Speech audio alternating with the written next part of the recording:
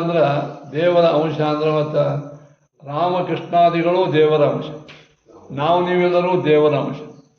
ಮತ್ತು ನಮ್ಮ ಪೂಜಾ, ನಮ್ಮ ರಾಮನವಮಿ, ನಮ್ಮ ಜನ್ಮಾಷ್ಟಮಿ ಅಂತ ಕೇಳಿದಿಲ್ಲ. ನಾವು ಭಿನ್ನಾಂಶ, ಅಂಶ ಇವ ಅಂಶ ಅಂತ ಹೇಳಿದ್ರು.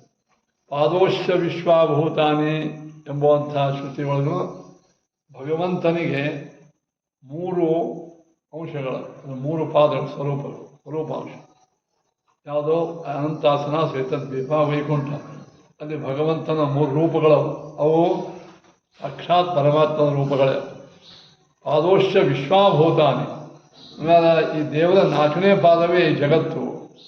3 ಪಾದ ಅಲ್ಲೇ, ಪಾದದ ಕಾರಣ ಅಂಶ ಅಲ್ಲೇ, 4ನೇದ್ದು ಈ ಜಗತ್ತು. ಹಾಗಾದರೆ 4ನೇದು ಹೆಂಗೆ?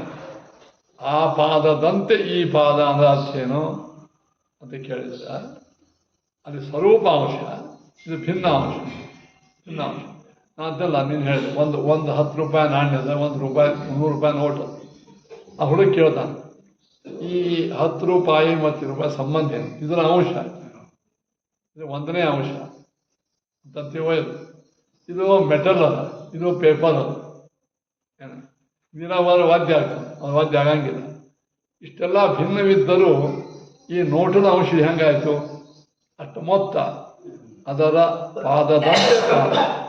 ಅದರಂತೆ ನಾವೆಲ್ಲ ಜೀವರಾಶಿಗಳು ಭಗವಂತನ ಭಿನ್ನಾಂಶವು ಅಂತ ಹೇಳಿದ್ರು. ನಿನ್ನೆ ಆಯ್ತು. ಈಗ ಈ ಅಧಿದೈವರು ನಿಮ್ಮ ಈ ಇಂದ್ರಿಯಗಳಿಗೆ ಅಭಿಮಾನಿಗಳಾಗಿರ್ತಕ್ಕಂಥ ಬ್ರಹ್ಮರುದ್ರಾದಿ ದೇವತೆಗಳು ಅವರ ಸ್ವರೂಪವನ್ನು ಹೇಳ್ತಾರೆ.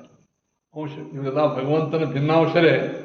ಭಗವಂತನ ಆಜ್ಞೆಯಿಂದ ಯಾವ ರೀತಿಯಾಗಿ ಕಾರ್ಯ ಮಾಡ್ತಾ ಇದ್ದಾರೆ ಅಂತ ಹೇಳ್ತಾರೆ. ಅಕ್ಷಯೋ ಭಗವಾನ್ ವಿಷ್ಣು ಲಕ್ಷ್ಮ್ಯಾ ವಾಸೋಲಯೇ ಸ್ಥಿತಃ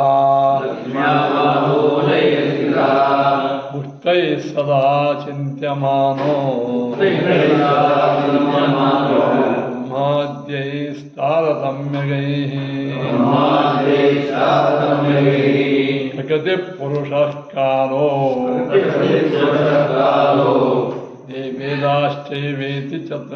ವೇದಾಶ್ಚೈವೇತಿ ಚತುಷ್ಟಯಂ ನಿತ್ಯಂ ಸ್ವರೂಪತೋ ವಿಷ್ಣೋಃ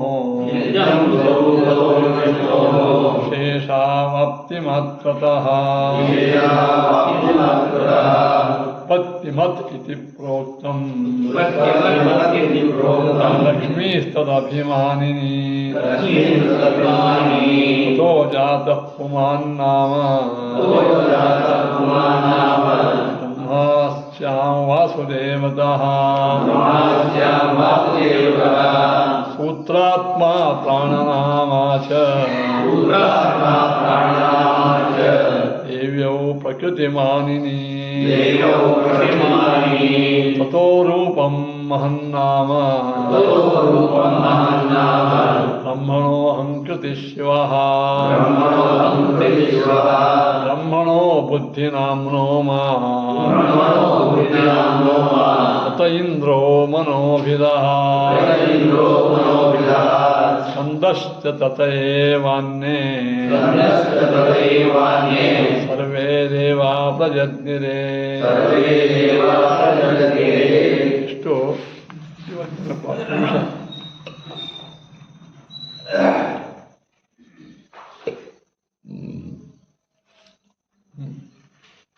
ಸರಳ ಅರ್ಥ.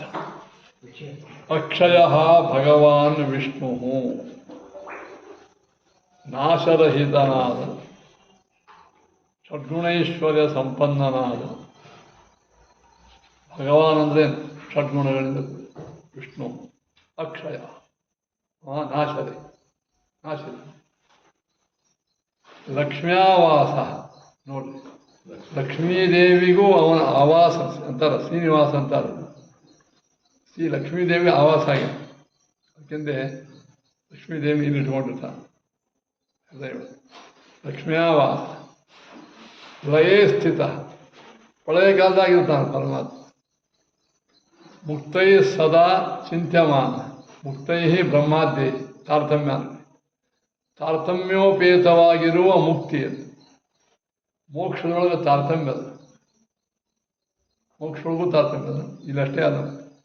ಮೋಕ್ಷದೊಳಗೂ ಭಗವಂತ ಸರ್ವೋತ್ತಮ, ಲಕ್ಷ್ಮೀ, ಬ್ರಹ್ಮ, ವಾಯು, ಗರುಡ, ವಾಯುದೇವರಿಂದ ಗರುಡ, ಶೇಷ, ರುದ್ರ ಇತ್ಯಾದಿಗಳು ಅಲ್ಲಿರ್ತಾರೆ. ರುದ್ರದೇವರೇ ಶ್ರೇಷ್ಠದೇವರು. ಹೀಗೆ ಚಿಂತ್ಯಮಾನ ತಾರತಮ್ಯಗೈ ಬ್ರಹ್ಮಾದ್ಯೈ ಅಲ್ಲಿ ಅನ್ವಯಿದೆ. ತಾರತಮ್ಯೋಪೇತರಾದ ಬ್ರಹ್ಮರುದ್ರಾದಿಗಳಿಂದ ಚಿಂತ್ಯಮಾನ ಧ್ಯಾನವನ್ನು ಮಾಡಿಸಿಕೊಳ್ಳಲು ಪಡುವ ಮುಕ್ತೈ ಬ್ರಹ್ಮಾದ್ಯೈ ಚಿಂತ್ಯಮಾನನಾಗಿ ಲಯೇ ಸ್ಥಿತ ಪ್ರಳಯ ಕಾಲದಲ್ಲಿ. ಇಲ್ಲಿ ಒಂದೊಂದು ವಿಶೇಷಣವನ್ನು ಯಾಕೆ ಕೊಟ್ಟಾರ, ಬಹಳ ಮಹತ್ವದ್ದು. ಇಲ್ಲಿ ವಿಷ್ಣು ಪರಮಾತ್ಮನಿಗೆ ಅಕ್ಷಯ ಅಂತ ಯಾಕಂದ್ರು, ದೇವರು ಲಯದಲ್ಲಿ ಇದ್ದಾನೆ. ಪ್ರಳಯ ಕಾಲದೊಳಗಿದ್ರು ಅವನು ಲಯ ಇದೆ ನೋಡ್ರಿ. ಮಜಾ. 100 ಪೇಷಂಟ್ಗಳ ನಡುವಿದ್ರು ಡಾಕ್ಟರ್ ನಿರೋಗಿ ಇದ್ದ. ಪೇಷಂಟ್ 100, ಡಾಕ್ಟರ್ ನಿರೋಗಿ ಇದ್ದ. ಹಾಗೆ ಪ್ರಳಯ ಕಾಲದೊಳಗೆ ಸಾವಿರಾರು ಕೋಟಿ ಮಂದಿ ಪ್ರಳಯ ಕಾಲದ ನಾಶ ಆಗ್ಯಾರ, ದೇಹ ನಾಶ ಆಗ್ಯಾರ. ದೇವರ ಮಾತ್ರ ಅಕ್ಷಯ. ಅದಕ್ಕಿಂತ ಅಕ್ಷಯ ಅಂದರೆ ಪ್ರಳಯ ಕಾಲದಲ್ಲಿಯೂ ಲಯ ಇದ್ದವ ಪರಮ. ಅದಕ್ಕೆ ಲಯೇ ಸ್ಥಿತ ಅಕ್ಷಯ ಅದೇನ ಭಗವಾನ್ ಪರಮಾತ್ಮ. ಇದರಿಂದ ಏನಾಯಿತು? ಓಂ ಅಸಂಭವಸ್ತು ಸ್ವತಃ ಅನುಪಪತ್ತೇ ನಾತ್ಮ ಶ್ರುತೆ ನಿತ್ಯತ್ವ ಚತಾಭ್ಯ ಎನ್ನುವ ಅಧಿಕರಣಗಳ ತಾತ್ಪರ್ಯ ಹೇಳಿದಂಗೆ ದೇವರಿಗೆ ನಾಶಾದಿಗಳು ಇಲ್ಲ ಅಂತ ಸೂತ್ರ ಹೇಳ್ತಾರೆ. ಹಿಂದಿನ ಸೂತ್ರದ ಅರ್ಥವನ್ನೇ ಹೇಳಬೇಕಲ್ಲ. ಆಚಾರ್ಯರು ಹೇಳಿದ್ದೆಲ್ಲ ಅದೇ ಹೇಳಬೇಕು ಇಲ್ಲ, ಅದನ್ನೇ ಹೇಳಬೇಕು. ಈ ಸೂತ್ರಾರ್ಥ ಅಸಂಭವ ಸ್ವತಃ ಅನುಪತ್ತೇ ನಾತ್ಮ ಶ್ರುತೆ ನಿತ್ಯತ್ವ ಅಂತ ಹೇಳಿ. ಈ ಭಗವಂತ ಲಕ್ಷ್ಮೀದೇವಿಯೂ ಪ್ರಳಯ ಕಾಲದೊಳಗಿದ್ದಾಳೆ. ಲಕ್ಷ್ಮ್ಯಾವಾಸ ಅಂತ. ಮತ್ತು ದೇವ್ರು ಎಲ್ಲರಿಗೂ ಆವಾಸ ಆಗ್ಯಾನ. ಹೇಳಕ್ಕೆ ಲಕ್ಷ್ಮೀವಾಸ ಒಂದೇ ಆಗ. ಆ ಪ್ರಳಯ ಕಾಲದೊಳಗೆ ಏನಿದ್ದಾನೆ ಹೇಳ್ರಿ, ಪರಮಾತ್ಮ ಎಲ್ಲರೂ ಅವನು ಉದರೊಳಗೆ ಇದ್ದಾರ. ಸರ್ವಾವಾಸ ಅನ್ನೋಬ ಲಕ್ಷ್ಮ್ಯಾವಾಸ ಅಂತ ಯಾಕಂದ್ರೆ ನೋಡಿ, ಈಗ ಇಲ್ಲಿ ಲಕ್ಷ್ಮ್ಯಾವಾಸ, ಲಕ್ಷ್ಮೀ ದೇವರಿಗೆ ಆವಾಸ ಏನಂದ್ರೆ ಪ್ರಳಯ ಕಾಲದಾಗ ತಶೋದರಸ್ತ ಜಗತಸ್ಥಲಮಂದಸ ಅಂದ್ರೆ ಏನವ ಅದರ ಆವಾಸ. ಲಕ್ಷ್ಮೀ ದೇವರ ಉದರೊಳಗೆ ಆವೇಳಕ್ಕೆ ಎಲ್ಲರೂ ಇದ್ದಾರೆ. ಲಕ್ಷ್ಮೀವಾಸ ಅಂತ ಯಾಕಂದ್ರು ಅರ್ಥ ಎಲ್ಲರಿಗೆ ದೇಹನಾಶವಾಗಿ ಆತ್ಮದಿಂದ ಅಷ್ಟೇ ಒಳಗಿದ್ದ. ಆದರೆ ಲಕ್ಷ್ಮೀದೇವಿ ದೇಹನಾಶ ಇಲ್ಲ, ಪ್ರಳಯ ಕಾಲದಾಗೂ ಇಲ್ಲ. ಅದಕ್ಕೆ ಲಕ್ಷ್ಮೀ ಆವಾಸ. ಅರ್ಥ ಆಯ್ತಿಲ್ಲ? ಪ್ರಶ್ನೆ ಬಂತು ಅಸಾಚಾರ. ಈಗ ಪ್ರಳಯ ಕಾಲದೊಳಗೆ ದಶೋದರಸ್ತ ಜಗತ ಸದಮಂದ ಸಾಂದ್ರ ಸ್ವಾನಂದ ದೇವರು ಉದರೊಳಗೆ ಎಲ್ಲರೂ ಇದ್ದಾರೆ. ಪ್ರಳಯ ಕಾಲದಾಗ ಇಲ್ಲೇನಿಲ್ಲ. ಲಕ್ಷ್ಮ್ಯಾವಾಸ ಅಂತ ಯಾಕಂದ್ರು ಎಲ್ಲರಿಗೂ ದೇಹನಾಶ ಆಗಿಬಿಟ್ಟಿರ್ತಾರೆ. ಸುಮ್ಮ ಆತ್ಮರೂಪದಿಂದ ಒಳಗಿರ್ತಾರೆ. ಲಕ್ಷ್ಮೀದೇವಿ ಸಚ್ಚಿದಾನಂದಾತ್ಮ ದೇವನೂ ಇರ್ತಾರೆ. ಅದಕ್ಕೆ ಲಕ್ಷ್ಮ್ಯಾವಾಸ. ಇದು ವಿಶೇಷ. ಆಚಾರ್ಯರು ಲಕ್ಷ್ಮ್ಯಾವಾಸ ಅಂತದ್ದಕ್ಕೆ ಇದು ವಿಶೇಷ. ಏನೋ ಆಮೇಲೆ ಲಕ್ಷ್ಮ್ಯಾವಾಸ ಅಂತಂದ್ರು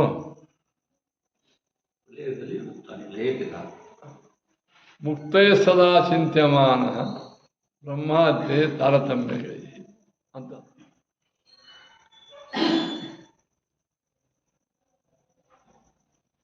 ಈಗ ವೇದಾಧಿಕರಣದೊಳಗೆ ಲಕ್ಷ್ಮೀದೇವಿ ಆಕಾಶ ತತ್ವಕ್ಕೆ ನಿಯಾಮಕರು ಅಂತ ಹೇಳ. ಅಂದ್ರೆ ದೇಹಾದಿ ಬ್ರಹ್ಮಾದಿಗಳಿಗೆ ದೇಹಾದಿ ಉತ್ಪತ್ತಿ ಅದ. ಅದರ ಮೋಕ್ಷೊಳಗೆ ಉತ್ಪತ್ತಿ ಇಲ್ಲ. ಪರಮಾತ್ಮ ಬ್ರಹ್ಮಾದಿ ಹೊರಗಿಲ್ಲದ ಉತ್ಪತ್ತಿ. ಮೋಕ್ಷೊಳಗ ಬ್ರಹ್ಮರುದ್ರಾದಿಗಳಿಗೆ ದೇಹಾದಿ ಉತ್ಪತ್ತಿ, ತೇಜೋಮಯ ದೇಹ, ನಿತ್ಯ ಸ್ವರೂಪ ದೇಹನೇ. ತಾರತಮ್ಯಗೈ ಅಂದರು. ಇಲ್ಲೆಲ್ಲ ಕೇಳ್ತಾರೆ, ಇಲ್ಲಿ ಅಷ್ಟೇ ತಾರತಮ್ಯ ಅದ, ಅಲ್ಲೆಲ್ಲ ಒಂದೇ ಇರ್ತದೆ. ರಾಮಾನುಜರ್ ಅಂತಾರೆ ಇಲ್ಲ, ಮೋಕ್ಷೊಳಗೂ ತಾರತಮ್ಯ, ಮೋಕ್ಷೊಳಗೂ ತಾರತಮ್ಯ. ಜಗತ್ನಾಗ ಯಾವ ಸಂದರ್ಭದೊಳಗೂ ತಾರತಮ್ಯ ಇಲ್ಲ ಅಂತಾರೆ. ತಾರತಮ್ಯ ಅದನ್ನೇ.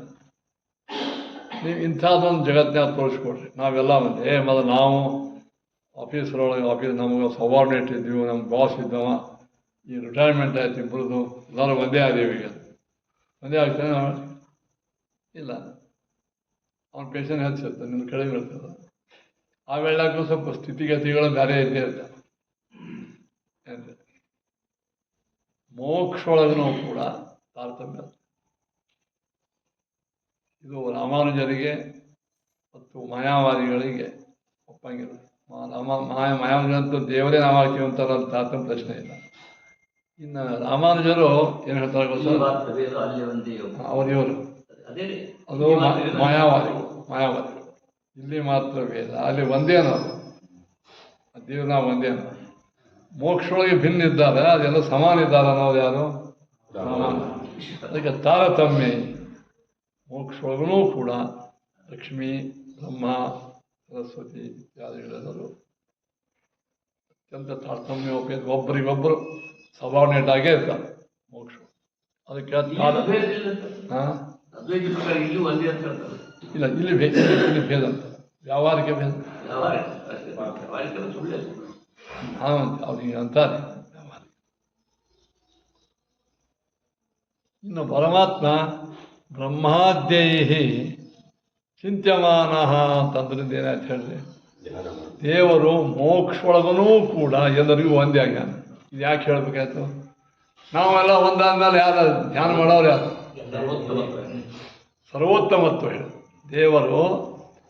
ದೇವರು ನಮ್ಮಿಂದ ಒಂದೇ ಆಗ್ಯಾನಂದ್ರೆ ಮೋಕ್ಷೊಳಗೂ ಪರಮಾತ್ಮ ಸರ್ವ. ಅದಕ್ಕೆ ದಾಸರಂದರು, ಹಿಂದು ಮುಂದೆ ಎಂದೆಂದಿಗೂ ಶ್ರೀ ಗೋವಿಂದಗೆ ಸರಿ ಮಿಗಿಲಿ ಇಲ್ಲೆಂತ್ಯಂಬುದೆ ಫಲವಿದು ಬಾಳದುದಾಗಿ. ಹಿಂದು ಮುಂದೆ, ಇಂದು ಎಂದೆಂದಿಗೂ ಗೋವಿಂದಗೆ ಸರಿ ಮಿಗಿಲಿಲ್ಲ. ಹಿಂದು ಮುಂದೆ ಯಾವಾಗ? ಮೋಕ್ಷ. ಹಿಂದ ಮುಂದೆ ಇದ್ದಂಕ ನಾವು ದಾಸರಾಗೇ ಬಿಟ್ಟು ಪ್ರಶ್ನೆ ಇಲ್ಲ. ಅದ ಕಾರಣ ಚಿಂತ್ಯಮಾನ ಅಂದ್ರೆ ಆಚಾರ್ಯನ ವ್ಯಾಖ್ಯಾನದಾಗ ಹೇಳಿದ ಒಂದೊಂದು ಶಬ್ದಕ್ಕೂ ಅಲ್ಲಿ ಮೀನಿಂಗ್ ಅದ, ಸಾರ್ಥಕ್ಯ ಅದ. ಮೋಕ್ಷೊಳಗೂ ದೇವರಿಂದ ನಾವು ಶಾಶ್ವತ, ಅನುಶಾಶ್ವತ. ಇದನ್ನೇ ವಿಪರ್ಯೇಣ ತು ಕ್ರಮೋತಃ ಸೃಷ್ಟಿ ವ್ಯತ್ಯಾಸ, ಸೃಷ್ಟಿಗಿಂತಲೂ ಪ್ರಳಯ ವ್ಯತ್ಯಾಸ ಇರ್ತದ ಅಂತ ಹೇಳಿದ್ರು. ತಾರತಮ್ಯ ಹೇಳಿದ್ರು. ಮುಂದಿನ ಹೇಳ್ದ ಏನೋ ಪ್ರಕೃತಿ ಕಾರ, ಮುಂದ ಇಷ್ಟ ಆಯ್ತಾ? ಪ್ರಕೃತಿ ಪುರುಷ ಕಾರೋ ವೇದಾಶ್ಚೇತಿ ಚತುಷ್ಟಯ. ಪ್ರಕೃತಿ, ಪುರುಷ, ಕಾಲ, ವೇದಗಳು ಇವು ನಾಲ್ಕವ ನೋಡ್ರಿ. ನಿತ್ಯಂ ಸ್ವರೂಪತು, ಇವು ಸ್ವರೂಪತಃ ನಿತ್ಯ, ಯಾವಾಗಲೂ ನಿತ್ಯ. ಸ್ವರೂಪೇನು? ಸೃಷ್ಟಿ, ಪ್ರಕೃತಿ, ಪುರುಷ, ಕಾಲ ಇವೆಲ್ಲ ವೇದಗಳು, ಇವು ನಾಲ್ಕು ಸ್ವರೂಪತಃ ನಿತ್ಯ. ಮತ್ತು ಇವುಗಳ ಜನ್ಮದೇನು? ವಿಶೇಷ ವ್ಯಾಪ್ತಿ ಮಾತ್ರತಃ. ಇವಾಗ ವಿಶೇಷ ಪ್ರಾಪ್ತಿಯಿಂದನೇ ಭಗವಂತನಿಂದ ಉತ್ಪತ್ತಿ. ಇವುಗಳಿಗೂ ಉತ್ಪತ್ತಿ ಅಂತ ಹೇಳ್ತಾರೆ ಶ್ರುತಿ. ಇವು ನಿತ್ಯ ಅಂತ ಹೇಳಿ ಉತ್ಪತ್ತಿ ಅಂತ ಹೇಳ್ತೀರಿ. ಅರ್ಥ ಏನಪ್ಪ ಅಂದರೆ ವಿಶೇಷಾವಾಪ್ತಿ ರೂಪ, ಪರಾಧೀನ ವಿಶೇಷಾವಾಪ್ತಿ ರೂಪವಾದ ಉತ್ಪತ್ತಿ ಅಂತ ಹೇಳಲ್ಪಟ್ಟದು. ಅಂದ್ರೆ ತದ ಅಭಿಮಾನಿನಿ ಅಂದ್ರೆ ಪ್ರಕೃತಿ ಮೊದಲಾದವುಗಳಿಗೆ ಅಭಿಮಾನಿಯಾಗಿರತಕ್ಕಂಥ ಲಕ್ಷ್ಮೀದೇವಿಯು ಕೂಡ, ಅವಳಿಗೂ ಉತ್ಪತ್ತಿ ಅದ ನೋಡ್ರಿ. ಲಕ್ಷ್ಮೀದೇವಿ ನಿತ್ಯ ಅಂದ್ರೆ ಉತ್ಪತ್ತಿ ಅಂತ ಹೇಳಿದ್ರೆ ಏನು ನಿಮ್ಮ ಮಾತಿಲ್ಲ ಅಂದ್ರೆ ಹೇಳ್ತೀವಿ, ಪೂರ್ಣ ಕೇಳ್ರಿ. ಆಮೇಲೆ ಪರಾಧೀನ ವಿಶೇಷಾವಾಪ್ತಿ ರೂಪ ಉತ್ಪತ್ತಿ. ಏನು ಹಂಗಂದ್ರೆ ಭಗವಂತ ಲಕ್ಷ್ಮಿಗೆ ಆಜ್ಞಾ ಮಾಡ್ತಾನೆ, ನೀನು ಜಡ ಪ್ರಕೃತಿಯಲ್ಲಿ ಪ್ರವೇಶ ಮಾಡಿ ಅದನ್ನು ಉದ್ಬೋಧನ ಮಾಡು. ಇದು ಮಾಡ್ತಾನೆ. ದೇವರ ಆಜ್ಞೆಯಿಂದ ಜಡ ಪ್ರಕೃತಿಯನ್ನು ಆ್ಯಕ್ಟಿವ್ ಮಾಡ್ತಾನೆ. ಹೆಂಗೆ ಕರೆಂಟ್ ಪಾಸ್ ಆದ ಕೂಡ ಫ್ಯಾನ್ ಆ್ಯಕ್ಟಿವ್ ಆಗ್ತದೆ. ಈ ಜಡ ಪ್ರಕೃತಿ ಮೊದಲು ಏನಿತ್ತು ಹೇಳ್ರಿ, ನಿಶ್ಚೇಷ್ಟ ಏನೋ ಮಾಡ್ತಿದ್ದೆ. ಲಕ್ಷ್ಮೀ ಯಾವಾಗ ಭಗವಂತನ ಆಜ್ಞಾ ತಗೊಂಡು ಒಳಗೆ ಹೀಗಾಗಿ ಪ್ರಕೃತಿಗೆ ಅಭಿಮಾನಿಯ, ಅವಳು ಪ್ರಕೃತಿಗೆ ಅಭಿಮಾನಿಯ ಆಗುವುದೇನೆ ಅವಳಿಗೆ ಜನ್ಮ. ದೇಹಾವಾಪ್ತಿ ಅಲ್ಲ, ಅಭಿಮಾನಿ ಅಲ್ಲ. ಯಾವುದೋ ಒಂದು ಪ್ರಾಜೆಕ್ಟ್ ಅದ, ಮನೆ ಸುಮ್ಮನೆ ಖಾಲಿ ಕೂತಿರಿ, ನಿಮ್ಮ ಗೆಳೆಯ ಬಂದು ಹೇಳ್ದ ಆ ಪ್ರಾಜೆಕ್ಟಿಗೆ ನೀವು ಮ್ಯಾನೇಜರ್ ಆಗ. ಆ ಮ್ಯಾನೇಜರ್ ಆಗಿ ಚಾರ್ಜ್ ತೊಗೊಂಡ್ರಿ. ಇವತ್ತು ನಾವು ಹೊಸ ಜನ್ಮ ಬಂದಂಗೆ ಆಯಿತು ಅಂತ. ಹೊಸ ಜನ್ಮ ಅಂದ್ರೆ ಏನು? ನೀವು ಒಂದು ಜವಾಬ್ದಾರಿ ಕೆಲಸಕ್ಕೆ ನಿಮ್ಮನ್ನು ನೇಮಣಿಕೆ ಮಾಡಿರಿ. ನೀವು ಹೇಳ್ತಿರ್ತೀರ ಆ ಹಾಸ್ಪಿಟ್ಲೊಳಗೆ ಎಲ್ಲರ ಮೇಲೆ ನೀವು ನಿಯಾಮಕ್ಕಿದ್ದೀರಿ. ಗೌರ್ಮೆಂಟ್ ಹಾಸ್ಪಿಟಲ್ ನಿಯಾಮಿಸಿದ್ದ, ಗೌರ್ಮೆಂಟ್ ಹಾಸ್ಪಿಟ್ಲು ಅದೊಂದು ಅಲ್ಲಿ ಆ ಕೆಲಸದ ಜವಾಬ್ದಾರಿ ತೊಗೊಂಡು ನಿರ್ವಹಣೆ ಒಂದು ಜನ್ಮ. ಲಕ್ಷ್ಮೀದೇವಿ ಜನ್ಮ ಅಂದರೆ ದೇಹ ಬರೋ ಜನ್ಮ ಅಲ್ಲ, ಅಂತೂ ಪ್ರಕೃತಿಗೆ ನಿಯಾಮಕತ್ವ ಅಂತೇನದಲ್ಲ, ವಿಶೇಷಣೆ. ಅದೇ ಪರಾಧೀನ ನೋಡಿ. ವಿಶೇಷ ಪ್ರಾಪ್ತಿ ಅಂದರೆ ವಿಶೇಷ ವರ್ಕ್ದ ಅಪಾಯಿಂಟ್ಮೆಂಟ್ ಆಗುತ್ತೆ, ವಿಶೇಷ ಕೆಲಸವನ್ನು ಮಾಡೋದು. ಅಥವಾ ಲಕ್ಷ್ಮೀದೇವಿ ಪ್ರಕೃತಿ ತತ್ವಕ್ಕೆ ಅಭಿಮಾನಿ ಇದ್ದೇ ಇದ್ದಾಳೆ ಯಾವಾಗ, ವಿಶೇಷ. ಅದು ಭಗವಂತನ ಅಧೀನ. ಅದು ಮಾತ್ರ ನೀವೇ ಹೋಗಿ ಅಪಾಯಿಂಟ್ಮೆಂಟ್ ಆಗಿಲ್ಲ. ಈಗ ಪರಾಧೀನ ವಿಶೇಷ ವಾಪ್ತಿ ರೂಪ ಸೃಷ್ಟಿ ಲಕ್ಷ್ಮಿಗದ. ಲಕ್ಷ್ಮೀ ಸೃಷ್ಟಿ ಅಂದ್ರೆ ಏನು ಹೇಳ್ರಿ? ಪರಾಧೀನ ವಿಶೇಷ ವಾಪ್ತಿ ರೂಪ ಸೃಷ್ಟಿ. ಆಮೇಲೆ ಇಂಥ ಪರಮಾತ್ಮ ನಮಗೆ ನಿಮಗೆ ಜೀವರಾಶಿಗಳಿಗೆ ಏನು ಪರಾಧೀನ ಅಂದರೆ ದೇಹ ಪ್ರಾಪ್ತಿ. ಹಾಂ ಇಲ್ಲ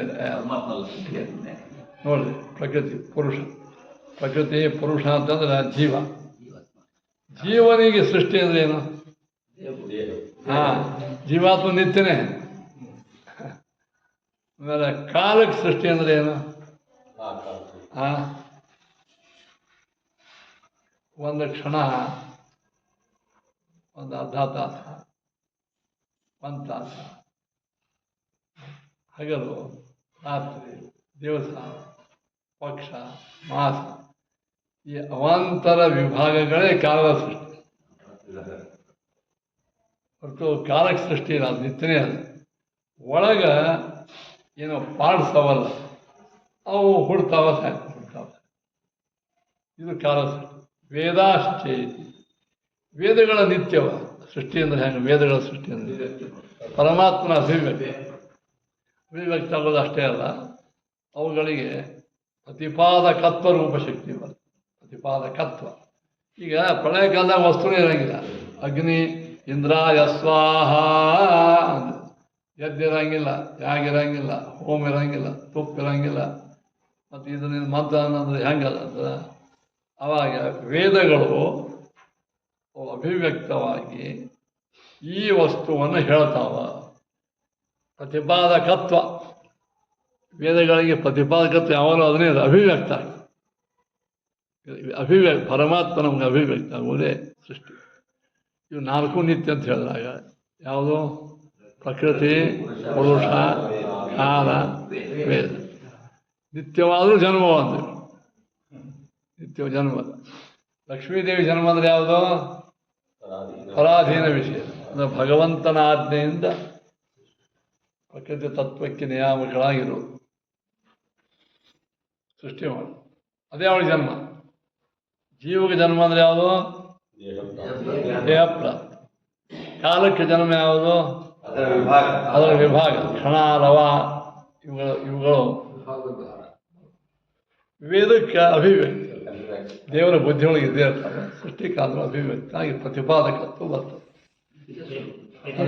ಲಕ್ಷ್ಮೀ ಹೇಳಿದಂಗೆ ಬ್ರಹ್ಮದೇವರು ಸೃಷ್ಟಿ ಮಾಡ್ತಾರೆ. ಹೌದು. ಲಕ್ಷ್ಮಿ ಹೇಳಿದಂಗೆ ಮಾಡು. ಯಾರು ಪ್ರಕಟಿಸಿದ್ರು ಲಕ್ಷ್ಮಿ ಅಜ್ಞಾನದಿಂದ ಬ್ರಹ್ಮದೇವರು ಸೃಷ್ಟಿ ಮಾಡಿ ಭಗವಂತನಿಗೆ ಡೈರೆಕ್ಟ್ ಇದ್ದೇ ಇರ್ತದೆ ಅದೇ ಪ್ರಶ್ನೆ. ಈ ಲಕ್ಷ್ಮೀ ವಿಷಯ ಬಂದಾಗ ಭಗವಂತನ ಆಜ್ಞೆಯಿಂದ ಲಕ್ಷ್ಮೀ ಮಾಡ್ತಾರೆ, ಅವನೇ ಮಾತಾಡ ಪರಾಧೀನ ವಿಷಯ. ಬ್ರಹ್ಮಾದಿಗಳ ದೇಹ ಬರ್ತದೆ ಅವರಿಗೆ. ಬ್ರಹ್ಮಾದಿಗಳ ಸೃಷ್ಟಿ ಅಂದ್ರೆ ಬ್ರಹ್ಮದೇವ ದೇಹನೇ ಹುಡ್ತದ, ಅಲ್ಲಿ ಪರಾಧೀನಕ ಇದ್ದೇ ಇರ್ತದ. ಪರಾಧೀನದಿಂದ ದೇಹ ಬರೋದು, ಲಕ್ಷ್ಮೀದೇವಿ ಪರಮಾತ್ಮ ಅಧೀನಳಾಗಿ ಸೃಷ್ಟಿ ಮಾಡೋದು, ಕಾಲ ಭಗವಂತನಿಂದ ಅಧೀನವಾಗಿ ಕ್ಷಣಾಲವ ರೂಪದಾಗ್ತದೆ. ವೇದಗಳಂತೂ ಭಗವಂತನ ಮುಖದವರೆಗೂ ಎಲ್ಲ ಕಡೆ ಪರಾಧೀನತ್ವದನೇ. ಅದು ವಿಶೇಷಾವಾಪ್ತಿ, ಒಂದು ಸ್ಪೆಷಲ್ ಅವಸ್ಥಾ ಪಡೆಯುತ್ತೆ. ಜೀವಿಗೆ ಸ್ಪೆಷಲ್ ಅವಸ್ಥಾ ಯಾವುದು? ದೇಹ. ಲಕ್ಷ್ಮೀದೇವಿ ಸ್ಪೆಷಲ್ ವಿಶೇಷಾವಾಪ್ತಿ ಏನು? ಆ ಸೃಷ್ಟಿ ಕಾರ್ಯದ ಪರಮಾತ್ಮ ನಿಯೋಜನೆ ಮಾಡೋದು ವಿಶೇಷಾವಾಪ್ತಿ. ಹಾಗೆ ಯಾವಾಗಲೂ ಭಗವಂತರು ವಿಷಯ ಇದ್ದೇ ಇದ್ದಾಳೆ.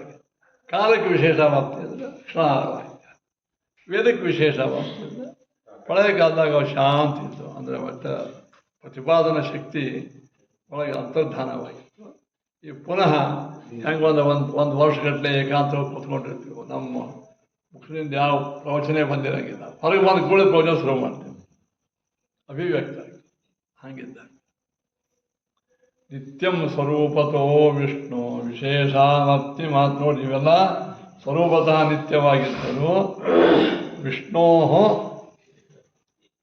ಪರಮಾತ್ಮನಿಂದ ವಿಶೇಷಾವಾಪ್ತಿ ಮಾತ್ರ, ವಿಶಿಷ್ಟವಾದ ಅವಸ್ಥೆಯನ್ನು ಪಡೆಯುವುದು. ಇದೇ ಉತ್ಪತ್ತಿ ಅವುಗಳಿಗೆ. ಉತ್ಪತ್ತಿ ಭಗವಂತನಿಂದ ವಿಶಿಷ್ಟವಾದ ಅವಸ್ಥೆಯನ್ನು ಪಡೆಯುವುದೇನೇ ಅವರಿಗೆ ಉತ್ಪತ್ತಿ. ಲಕ್ಷ್ಮೀ ತದಭಿಮಾನಿನಿ, ಲಕ್ಷ್ಮೀದೇವಿ ಪ್ರಕೃತಿಗೆ ಅಭಿಮಾನಿಯಾಗಿದ್ದಾರೆ. ಇಂಥ ಲಕ್ಷ್ಮೀದೇವಿಯಿಂದ ಅಸ್ಯಾಮಂದ್ರ ಲಕ್ಷ್ಮೀದೇವಿಯಲ್ಲಿ ವಾಸುದೇವತಃ ವಾಸುದೇವರೂಪಿ ಪರಮಾತ್ಮನಿಂದ ಪುಮಾನ್ ನಾಮ ಬ್ರಹ್ಮ ಜಾತಃ. ನೋಡಿ, ಪುರುಷನಾಮಕ ಬ್ರಹ್ಮನು ಹುಟ್ಟಿದನು. ಯಾರಿಂದ? ವಾಸುದೇವರೂಪಿ ಪರಮಾತ್ಮ ತಂದೆ ಲಕ್ಷ್ಮೀ ತಾಯಿ. ಇವರಿ ಭಗವಂತ ನಾಭಿಯಿಂದ ಹುಟ್ಟ್ಯಾನ ಬ್ರಹ್ಮ, ಅದೊಂದು ಮಾತ್ರ ಸೃಷ್ಟಿ ಬ್ರಹ್ಮಾಂಡದ ಹೊರಗೆ ಒಳಗೆ. ಆದ್ರೆ ಇಲ್ಲಿ ವಾಸುದೇವತಃ ವಾಸುದೇವರೂಪಿ ಪರಮಾತ್ಮನಿಂದ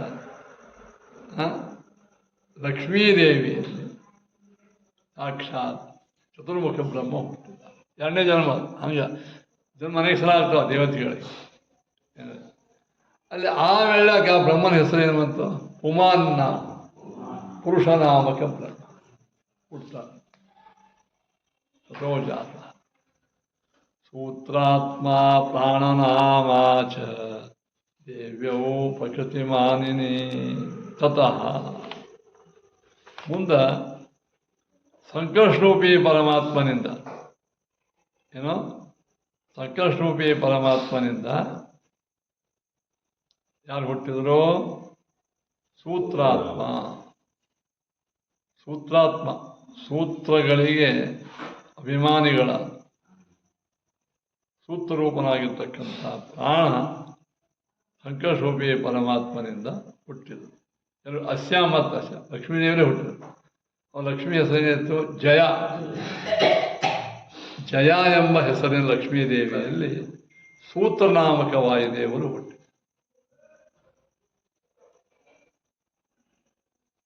ಆಮೇಲೆ ಅಷ್ಟೇ ಅಲ್ಲ, ಆ ಸಂಕರ್ಷರೂಪಿ ಪರಮಾತ್ಮನ ವಾಯುದೇವರು ಅಷ್ಟೇ ಹುಟ್ಟಲಿಲ್ಲ. ಲಕ್ಷ್ಮೀದೇವಿ ಪ್ರಕೃತಿಮಾನಿನಿ ದೇವ್ಯವು, ಪ್ರಕೃತಿ ತತ್ವಕ್ಕೆ ಅಭಿಮಾನಿಗಳಾಗಿರತಕ್ಕಂತಹ ಸರಸ್ವತಿ ಭಾರತೀಯರು ಹುಟ್ಟಿದರು.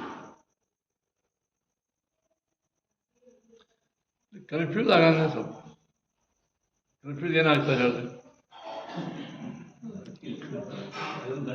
ಕನ್ಫ್ಯೂಸ್ ಏನಾಯ್ತು? ಪರಮಾತ್ಮನಿಂದ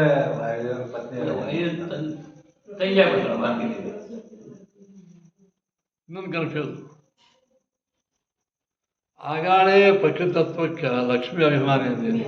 ಇದು ಮತ್ತು ಪ್ರಧಾನಮಾನ್ಯ ಸರಸ್ವತಿ ಭಾರತಿ ಅಂತ ಏನು ಮಾತನಾಡಿ ಅವಾಂತರ ಅಭಿಮಾನಿ. ಈ ಮನೆಯೊಳಗೆ ಇವರು ಮುಖ್ಯ ಯಜಮಾನರು. ಅವ್ರ ನಂತರ ಮನೆಯೊಳಗೆ ಹಿರಿಯ ಮಗ ಇರ್ತಾನೆ ಅಭಿಮಾನಿ, ಅವನು ಅದಕ್ಕೆ ಮನೆಗೆ ಅಭಿಮಾನಿನಿಲ್ಲ. ಅಷ್ಟೇ ಯಾಕೆ ಯಾವಾಗಲೂ ಕಾಯ್ತಕ್ಕಂಥ ಆ ಮನೆ ಬಾಲಪಾಲಕನೂ ಅಭಿಮಾನಿನೇ. ಅವನು ನಮಸ್ಕಾರ ಮಾಡಿ ಒಳಗೆ ಹೋಗಿರ್ತ. ಅದಕ್ಕೆ ಪೂರ್ವದ್ವಾರೆ ಶ್ರೀ ನಮಃ ಜಯಾಯ ನಮಃ ದೇವರ ಪೂಜಾಕ್ಕೆ ಮೊದಲ ನಾಲ್ಕೂ ಬಾಗಿಲಕ್ಕೆ ಲಕ್ಷ್ಮೀ ಇದ್ದಾಳಂತೆ, ವಾಯುದೇವರಿದ್ದಾಳಂತೆ.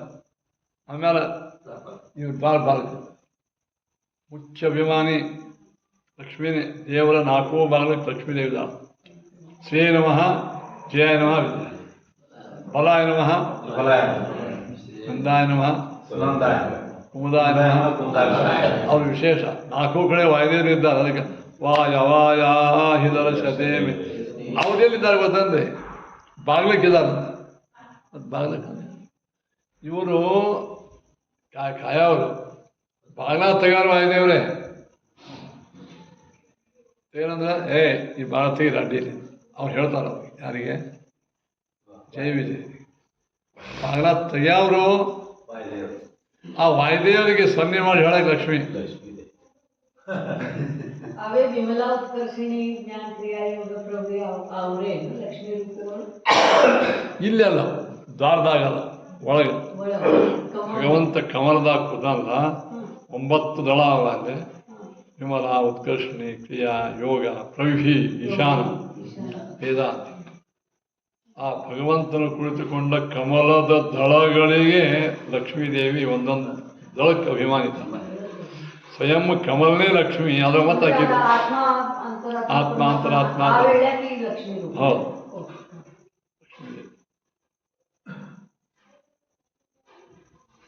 ಎಲ್ಲ ದೇವತಾ ಮಯ ತಿಳ್ಕೊಂಡಾಗ ಯೋಚಿಸಿ ನೋಡೋರು ಸೋಜಿಗವಾಹು ವಾಚಕ್ಕೆ ನಿಲುಕೋದು.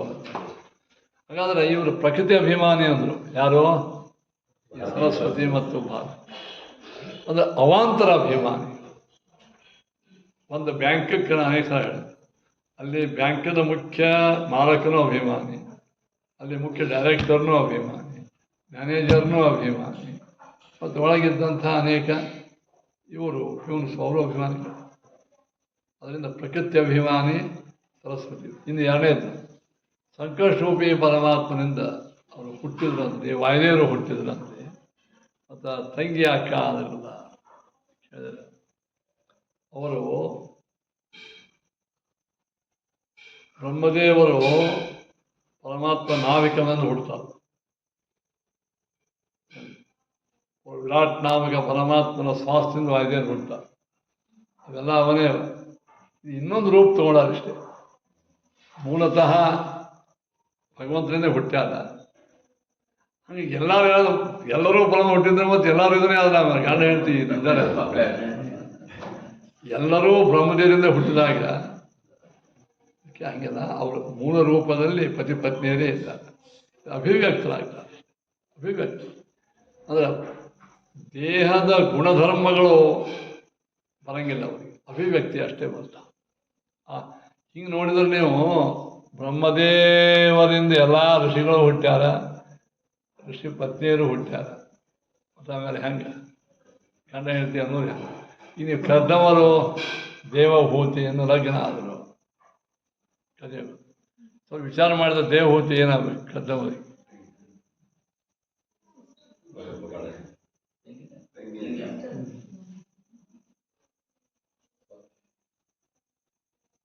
ದೇವಭೂತಿ ತಮ್ಮನ ಮಗಳ. ಕರ್ದವರು ಬ್ರಹ್ಮದೇವರ ಮಕ್ಕಳು. ಸ್ವಾಮಿಭೌಮನು ಅವನ ಮಕ್ಕಳು 3 ಮಂದಿ. ಯಾರು? ಆಕೂತಿ, ದೇವಹೂತಿ. ಆ ದೇವಹೂತಿನ ಕರ್ದವನು ಕೊಟ್ಟು ಲಗ್ನ ಮಾಡ್ತಾರೆ. ಮತ್ತು ತಮ್ಮನ ಮಗಳ ಸ್ವಾಮಿಭೌಮನ ತಮ್ಮ ಅಲ್ಲ, ಕರ್ದವನೆಲ್ಲ ಮೊದಲು ಹುಟ್ಟ್ಯಾರ, ಆಮೇಲೆ ಸ್ವಾಮಿಭೌಮನ ಹುಟ್ಟ. ಸ್ವಾಮಿಭೌಮನ ಮಗಳ ಯಾರಲ್ಲ ತಮ್ಮನ ಮಗ ಅಂತ ಕೇಳಿದಾರ. ಎಲ್ಲ ನಿಯಮಗಳು ಮಾನವೀಯ ಶರೀರಕ್ಕೆ ಸಂಬಂಧಪಟ್ಟದ್ದವ. ಅವೆಲ್ಲರೂ ಮೊದಲು ಹುಟ್ಟೇ ಬಿಟ್ಟಿರ್ತಾರೆ, ಇಲ್ಲಿ ಅಭಿವ್ಯಕ್ತರಾಗ್ತಾರೆ ಇಷ್ಟೇ. ಕಾಮ ಶಂಭರಾಸುರ ಕಥೆ ಒಳಗೆ ಆಕೆ ಮಾಯಾದೇವಿ ಆಕೆ ಇದು ಮಾಡ್ತಾಳೆ, ತಾಯಿ ಜಾಗದ ನಿಂತು ಮಾಡ್ತಾಳೆ. ಅದೇ ಅಲ್ಲೆಲ್ಲ ಏನಿದೆ, ಯಾರಿಗೆ ಅನೇಕ ಜನ್ಮಗಳಾಗ್ತವೆ ಅವರಿಗೆ ಎಲ್ಲರೂ ಬ್ರಹ್ಮದೇವರ ನಾಭಿ, ಬ್ರಹ್ಮದೇವರ ಕೈಯ ಕಾಲವನ್ನು ಹುಟ್ಟಾರ, ಮುಂದೆ ಅವರವ್ರ ಮಕ್ಕಳು ಲಗ್ನ ಆಗಿರ್ತಾವೆ. ಭಗವಂತನ ಸಂಕಲ್ಪದಿಂದ ಪ್ರತ್ಯೇಕವಾಗಿ ಹುಟ್ಟೇ ಬಿಟ್ಟಾರೆ. ಇದು ಇನ್ನೊಮ್ಮೆ ಹುಡ್ತಾರೆ. ಇಲ್ಲಿ ಯಾವ ಮನುಷ್ಯರದೇ ನಿಯತ ಪತಿ ಪತ್ನಿ ಅಂತ ಅಲ್ಲೇ ಇಲ್ಲ ಮೋಕ್ಷ ಒಳಗೂ ಇಲ್ಲ. ಮಾನವರಿಗಿಲ್ಲ. ಮನುಷ್ಯ ಹೆಂಡತಿ ತಾನೇ ಸ್ತ್ರೀಯಾಗಿ ಮುಕ್ತ ಆಗ್ಬೇಕು, ಗಂಡ ಮನುಷ್ಯಾಗೆ ಮುಕ್ತ. ಅಂತೂ ಏನಾಯ್ತು ಈಗ ಇಲ್ಲಿ ಪುತ್ರಾತ್ಮ ಪ್ರಾಣನಾಮ ಅದು ದೇವ್ಯವು ಪ್ರಕೃತಿ ಮಾನಿನಿ ಅಂತ.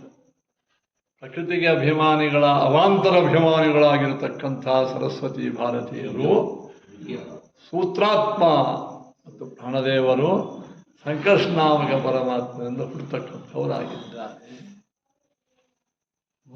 ನಿಯತ ಪತ್ನಿಯರೊಂದಿಗೆ ಸುಖದಿಂದ ಮೋಕ್ಷದಾಗ ನಿಯತ ಪತ್ನಿಯರೊಂದಿಗೆ ನಿಯತ ಪತ್ನಿ ಇರ್ತಾರ ಇಲ್ಲ ಮಾನವರಿಗೂ ಹೇಳ ನಿಯತ ಪತ್ನಿಯರು ಹೇಳ. ದೇವತೆಗಳಿಗೆ ವಿಶೇಷವಾಗಿ ಗೊತ್ತಾಗ ಅದು ಭಗವಂತ ಗೊತ್ತಿರ್ತದೆ, ಕೊಡೋ ನಾನು ತೊಗೊಂಡೇವು. ತಥೋ ರೂಪಂ ಮಹನ್ನಾಮ ಬ್ರಹ್ಮಣೋ ಹಂಕೃತಿಷ್ಠುಷು. ಮುಂದೆ ಏನಾಯ್ತು ಗೊತ್ತಂದ್ರೆ ತತಃ ಅವಂತ ಆಯ್ತಾ. ಇನ್ನು ಪ್ರದ್ಯುಮ್ನ ವಾಸುದೇವ ಸಂಕರ್ಷಣ, ಪ್ರದ್ಯುಮ್ನಿಂದ ಮಹತ್ತತ್ವಕ್ಕೆ ಅಭಿಮಾನಿರತಕ್ಕಂಥ ಚತುರ್ಮುಖ ಬ್ರಹ್ಮದೇವರು. ತಥೋ ರೂಪಂ ಬ್ರಹ್ಮದೇವರ ದೇಹ, ಬ್ರಹ್ಮದೇವ ರೂಪ ಅಭಿಮಾನಿಯಾಗಿರತಕ್ಕಂತಹ ಚತುರ್ಮುಖ ಬ್ರಹ್ಮದೇವರ ಮಹತ್ತತ್ವಕ್ಕೆ ಅಭಿಮಾನಿ ಇರತಕ್ಕಂಥ ಬ್ರಹ್ಮದೇವ ರೂಪ ಹುಟ್ಟಿತು. ನೋಡ್ರಿ, ಅದು ಬ್ರಹ್ಮ ಹುಟ್ಟಿದ ರೂಪ ಹುಟ್ಟಿದ್ರು ಅಂದ್ರೆ ಇನ್ನೊಂದು ರೂಪ, ಬ್ರಹ್ಮದೇವರ ಇನ್ನೊಂದು ರೂಪ ಹುಟ್ಟಿತು.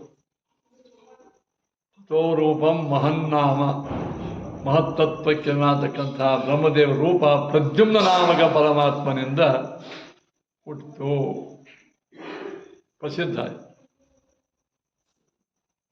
ಇನ್ನು ಆ ತತಃ ಆ ಬ್ರಹ್ಮದೇವರಿಂದ ಬ್ರಹ್ಮಣ ಅಹಂಕೃತಿ ಶಿವ ಅಹಂಕಾರ ತತ್ವಕ್ಕೆ ನಿಯಾಮಕರಾಗತಕ್ಕಂಥ ಮಹಾದೇವರು ಇತ್ಯಾದಿಗಳು ಹುಟ್ಟಿದ್ರು. ಏನಿದೆ ಅಹಂಕಾರದ ಮೇಲೆ ಹುಟ್ಟಿದ್ರು.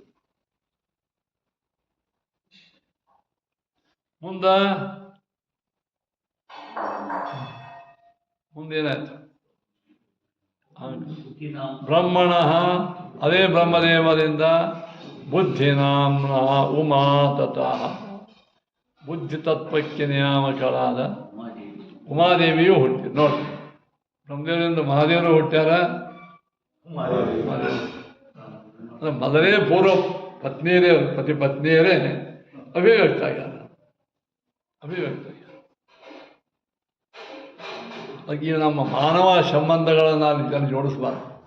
ಅವರು ನಿಯತ ಪತಿ ಪತ್ನಿಯರೇ ಇರ್ತಾರೆ ಅನ್ಬಿಡ್ತಾರೆ. ಈಗ ಬ್ರಹ್ಮದೇವ ದೇವರಿಂದ ಏನೇ ಬಲಭಾಗದಿಂದ ಸ್ವಯಂಭವನು, ಎಡಭಾಗ ಶತ್ರುಭ. ಅಲ್ಲೇ ಮತ್ತು ಒಂದೇ ಅಪ್ಪನ ಮಕ್ಕಳು ಅಂದ್ರೆ ಅವರು ಅನಾದಿ ಕಾಲದಿಂದ ಪತಿ ಪತ್ನಿಯರೇ ಇದ್ದಾರೆ. ಇಲ್ಲಿ ಅಭಿವ್ಯಕ್ತ ಆಗ್ಯಾರ ಇಷ್ಟೇ. ಏನ್ರಿ ಅವ್ರಿಗೆ ಬಂದ ಮೇಲೆ ಲಗ್ನ ಸಂಸ್ಕಾರಾದಿಗಳು ಆದವು ಅಂತಂದ್ರೆ ಹಿಂಗೆ ಅಂತ ಕೇಳಿದ್ರು. ಅದು ಗೋತ್ರ ನಕ್ಷತ್ರ ಅಲ್ಲಿ ಅವ್ರು ಲಗ್ನ ಸಂಸ್ಕಾರ ಅವ್ರಿಗೆ ಪತಿ ಪತ್ನಿಯರೇ ಇದ್ದಾರೆ. ಹಾಂ, ಆದ್ದರಿಂದ ಏನು ಮಾಡಬೇಕು ನಾವಿಲ್ಲಿ?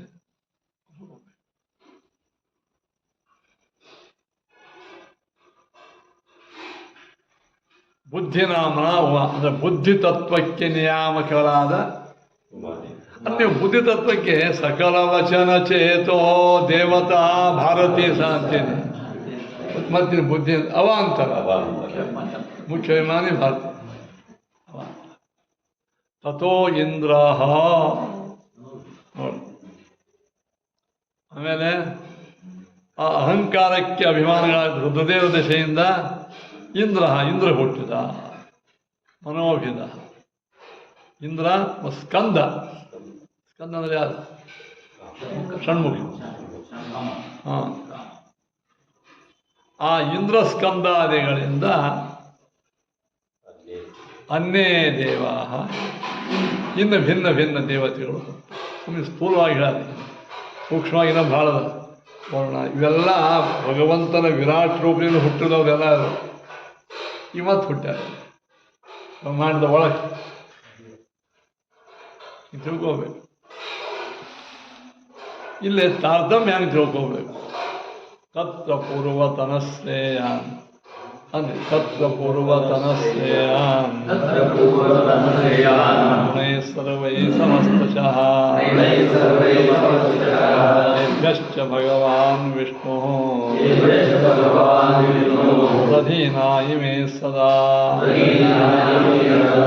ಜನ್ಮಸ್ಥಿತಿಲಯಾ ಜ್ಞಾನ ನಿಯತಿ ಜ್ಞಾನ ಸಂಸ್ಕೃತಿ ಮೋಕ್ಷಶ್ಚ ತದಧೀನತ್ವಂ ಏತೇಷಾಂ ನೈವ ಹೀಯತೆ ತಾವಪಿ ಸ ಏವೈಕಃ ತಂತ್ರಃ ಪೂರ್ಣಸದ್ಗುಣಃ ಇತಿ ಶ್ರುತ್ಯುಪಪತ್ತಿಭ್ಯಾಂ ಆದೇಸ್ಮಿನ್ ಪ್ರಭುನೇರಿತಂ ತತ್ರ ಪೂರ್ವತನೆ. ಇದರೊಳಗೆ ಯಾರ್ಯಾರು ಹಿಂದಿನವರಿದ್ದಾರ ಮುಂದಿನವರಿಗೆ ಶ್ರೇಷ್ಠ. ಹೆಚ್ಚಾಗಿ ಮನೆ ಒಳಗೆ ಮುತ್ಯ ಇರ್ತಾನ, ಅನಂತರ ಅವರ ಅಪ್ಪ, ಮಗ, ಮೊಮ್ಮಗ. ಮೊದಲನವರು ಹಿಂದಿನವರಿಗಿಂತ ಮುಂದಿನಕ್ಕಿಂತ ಶ್ರೇಷ್ಠರೇ ಇಲ್ಲ. ಇಲ್ಲೂ ಹಾಗೆ ಪೂರ್ವತನಃ ಶ್ರೇಯ. ಹೆಂಗೆ ಉದಾಹರಣೆ ಹೆಂಗ್ರಪ್ಪ? ಇಂದ್ರನಕ್ಕಿಂತಲೂ ಶ್ರೇಷ್ಠ ಯಾರು? ಉಮಾದೇವಿಗಿಂತ ಶ್ರೇಷ್ಠ ರುದ್ರದೇವ್. ಹಿಂಗೆ ಗುಣೇ ಸರ್ವೈ. ನೋಡ್ರಿ, ಬರೀ ಗುಣಗಳಿಂದ ಬರೀ ಇಲ್ವಲ್ಲ, ಇದು ಅಂತಾರಲ್ಲ ಸೀನಿಯಾರಿಟಿ ಅಷ್ಟೇ ಅಲ್ಲ, ಗುಣಗಳಿಂದ.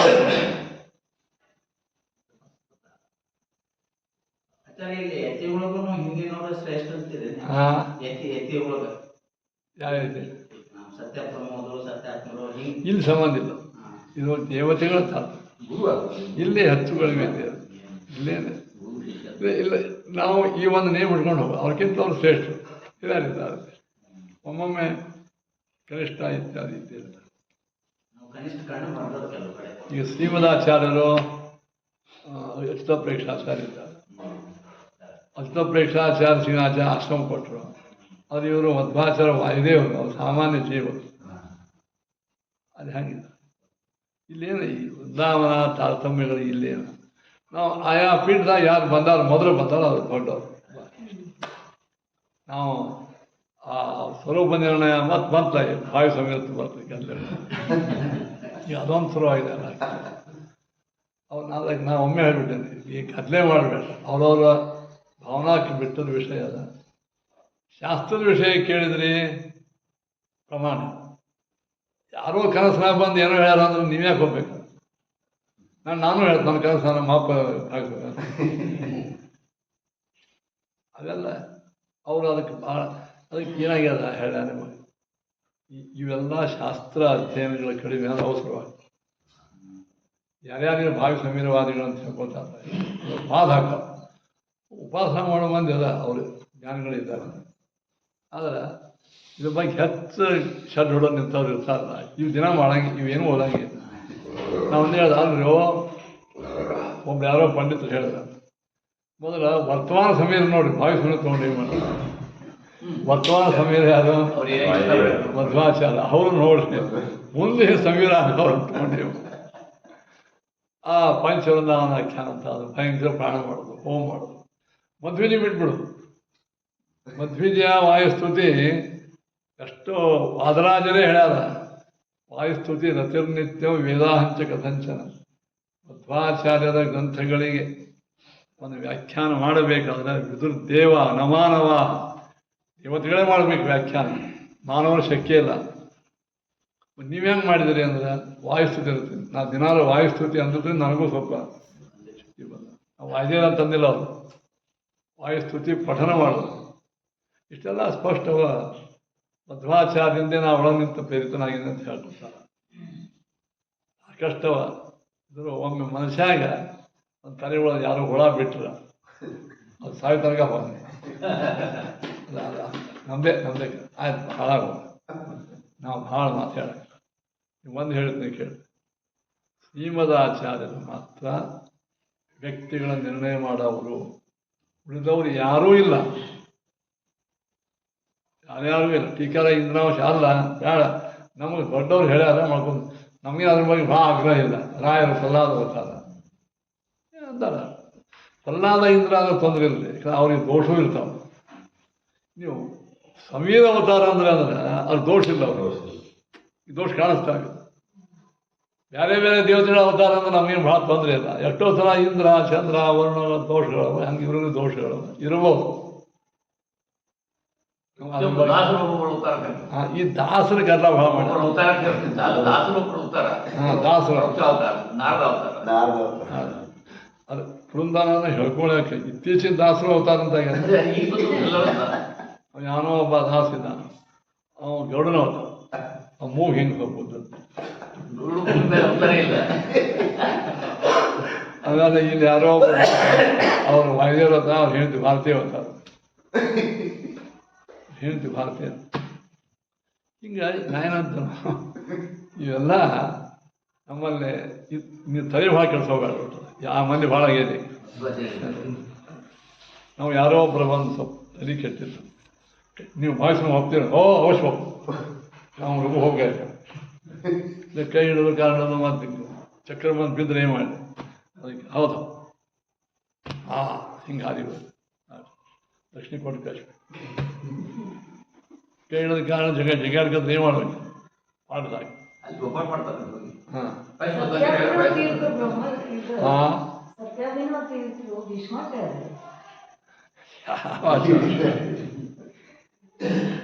ನೋಡ್ರಿ ನಾನೇ ಅಲ್ಲ, ನಮಗ ಯಾವ ಕೇಳಬೇಡ, ನಾವು ನೀವು ಹೇಳಂಗಿಲ್ಲ.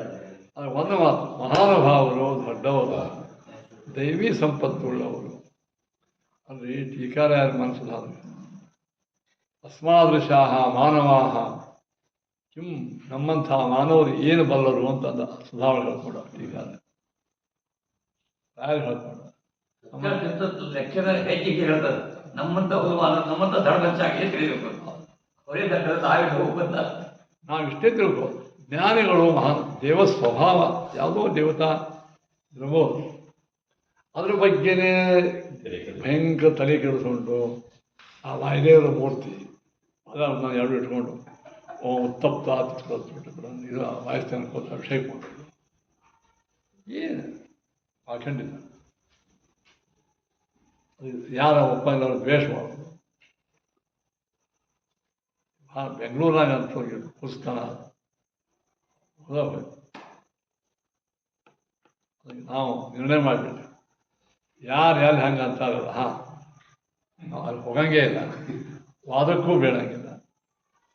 ನಿಮ್ಮ ಯಾರಾಗಿಲ್ಲ ಇರ್ಬೋದು, ಅವರವ್ರದ್ದು ಉಪಾಸನಾ ಕ್ರಮ, ಉಪಾಸನಾ ಕ್ರಮ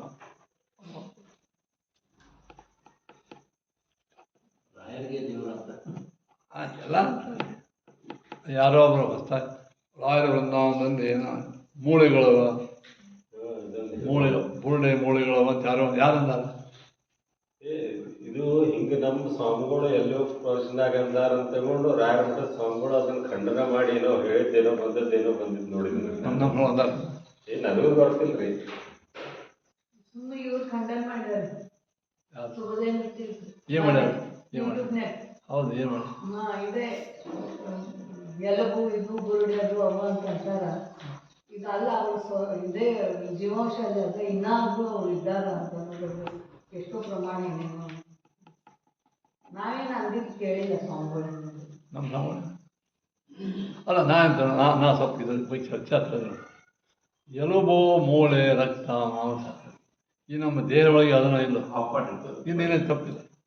ಅಲ್ಲ ಅದೊಂದು ತಪ್ಪೇನದು ಅಲ್ಲ. ಈ ವೃಂದಾವನ ಬಿಟ್ಬಿಟ್ಟು ಸ್ವಯಂ ರಾಯರೇ ಇದ್ದಾಗ ಅದೇದಾಗ ಎಲುಬು ಇತ್ಯಾದಿಗಳು ಇದ್ದೂ ಇಲ್ಲ. ಅಲ್ಲ ಸತ್ಯವೇದ ತೀರ್ಥರು ತಂದು ಇಟ್ಲ ಪುನಃ ಅದು ಎರಡನೇದು ಅದು ನಮ್ಮ ಮಠದ ಈಗ ಒಂದು ಸಾಮಾನ್ಯ ರಾಯರು ಸ್ವಯಂ ಅವರು ಈ ತಮ್ಮ ತಮ್ಮ ಜೀವಿತಾವಧಿಯೊಳಗೆ ಅವರ ದೇಹದಾಗ ಎಲುಬು ಇತ್ಯಾದಿ ಇದ್ದೂ ಇಲ್ಲ.